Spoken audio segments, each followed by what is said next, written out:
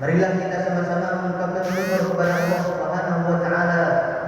Biqouli alhamdulillahi rabbil alamin. Kemudian kita wujudkan dalam bentuk peningkatan amaliyah ibadah. Salawat dan salam semoga tetap tercurahkan kepada junjungan kita Nabi Muhammad sallallahu alaihi wasallam. Biqouli Allahumma shalli ala Muhammad ya Rabbi shalli alaihi wasallam.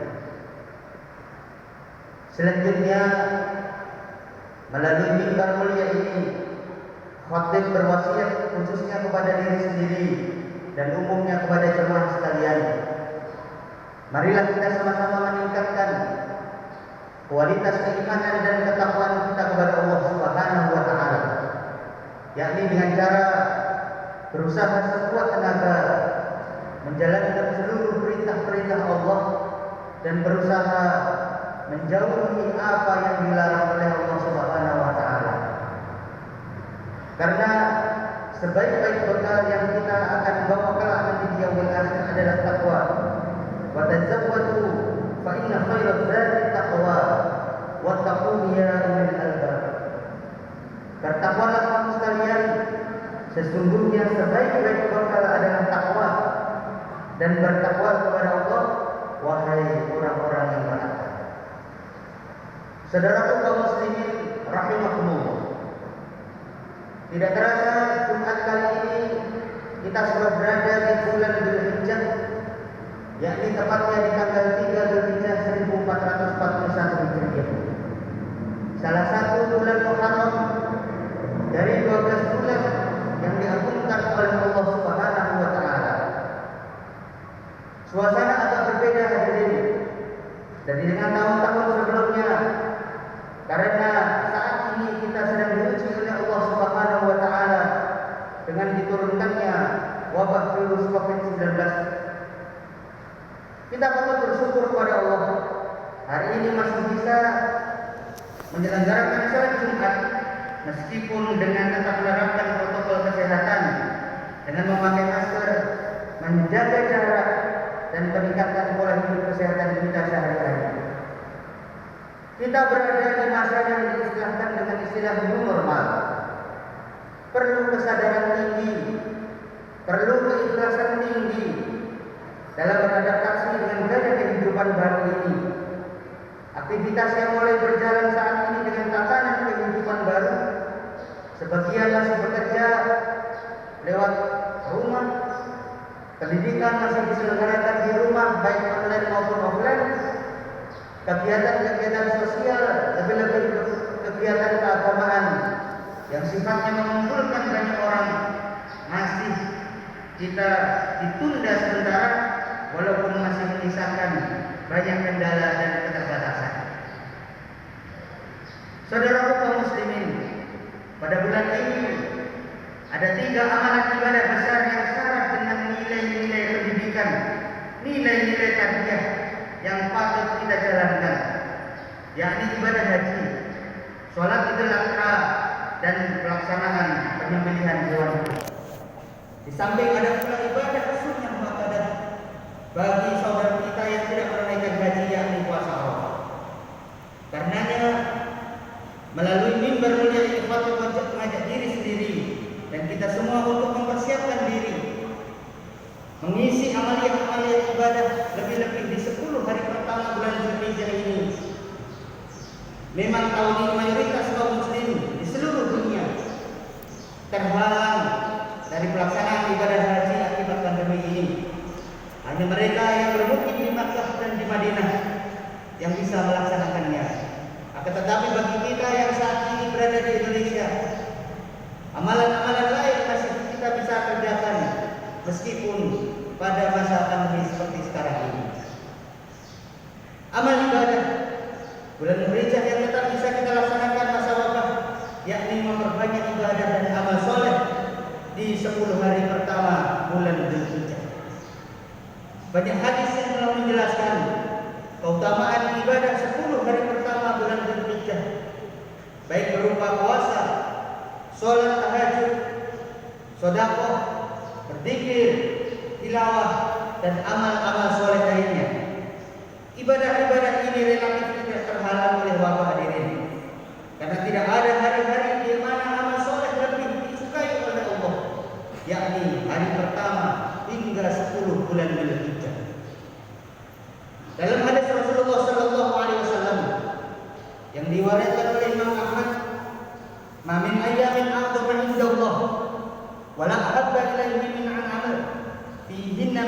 hadhil ayyamil 'ashr faghfiru fihinna minal tahlil wa takbir wa tahmid. Tidak ada hari-hari yang dianggap lebih agung oleh Allah dan lebih disukai oleh beramal sebagaimana hari pertama hingga ke-10 Dzulhijjah. Karenanya berbanyak pada hari-hari itu bacaan tahlil, bacaan takbir, dan bacaan tahmid.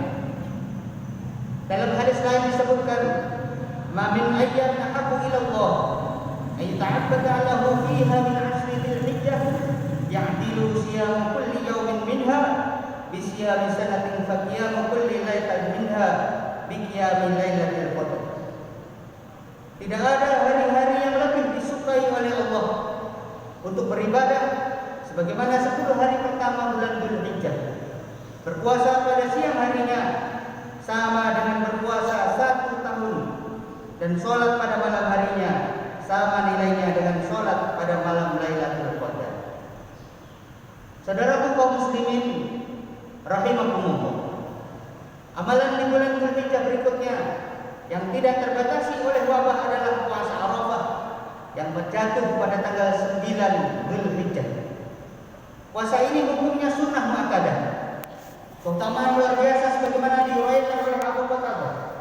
Su'ila an shaum yaumil Arafah wa qala yukaffiru sanatal madiyata wal baqiyah. Rasulullah sallallahu alaihi wasallam ditanya tentang puasa hari Arafah. Kemudian beliau menjawab, puasa itu menghapus dosa 1 tahun yang lalu dan 1 tahun berikutnya. Masya Allah, saudara hadirin sekalian, luar biasa keutamaan puasa Arafah ini. Pantaslah bila Allah Subhanahu wa taala akan membebaskan orang-orang dari siksaan neraka, lebih-lebih di hari Arafah.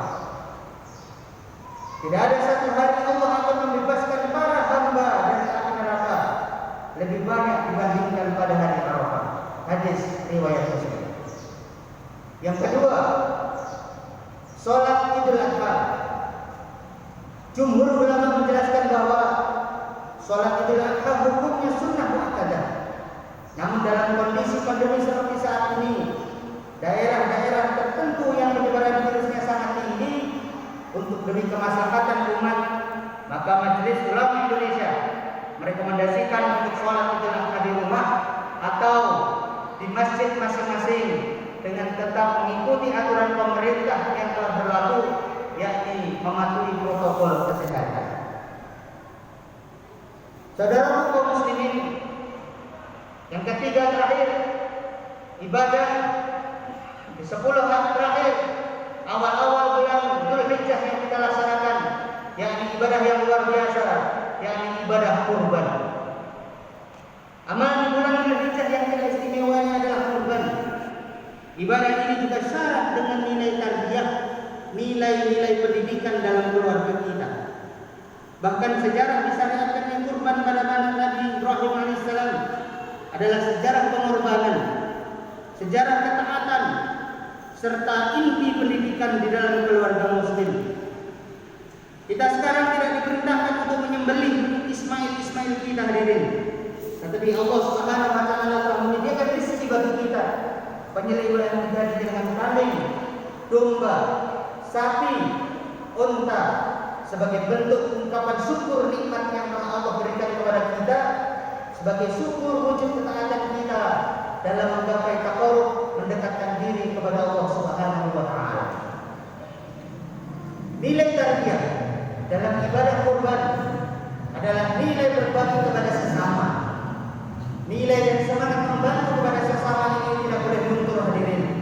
Apalagi di masa wabah seperti ini, ketika sebagian saudara-saudara kita kesulitan ekonomi, kesulitan sosial semakin bertambah, maka saatnya dengan ibadah kurban kita wujudkan, kita tingkatkan jiwa sosial kita dengan kita sama-sama berbagi bersama di hari raya kurban nanti. Keutamaan kurban sangat agung hadirin. Sebagaimana dijelaskan dalam hadis riwayat Tirmidzi, tidak ada amalan yang diperbuat manusia pada hari raya Idul Adha lebih dicintai oleh Allah selain menyembelih hewan kurban. Sesungguhnya hewan kurban itu kelak pada hari kiamat akan datang serta tanduk-tanduknya, datang serta bulu bulu-bulunya dan kuku-kukunya. Sesungguhnya sebelum darah kurban itu mengalir ke tanah, pahalanya telah diterima oleh Allah Subhanahu wa taala. Maka tenangkanlah jiwa diri kalian dengan berkurban di tahun ini. Semoga Allah Subhanahu wa taala memberikan kita kekuatan, kesehatan, memudahkan kita untuk menjalankan amal-amal di bulan Dzulhijjah, lebih-lebih di 10 hari pertama ini. Kita dijauhkan diri kita dan keluarga kita dari segala mara bahaya serta diangkatnya wabah virus corona ini, sehingga kita bisa lebih tenang dalam beribadah dalam rangka mendekatkan diri kepada Allah Subhanahu wa taala. A'udzu billahi minasyaitonir rajim. Bismillahirrahmanirrahim. Wal 'asri innal insana lafi khusrin illa alladziina aamanu wa 'amilus shalihati wa tawashaw bil 'haqqi wa tawashaw bis sabr. Barakallahu li wa lakum fil Qur'anil 'azim. ونفعني وإياكم بما فيه من آيات وذكر الحكيم وتقبل الله مني ومنكم تلاوته إنه هو السميع العليم. أقول قولي هذا وأستغفر الله العظيم إنه هو الغفور الرحيم.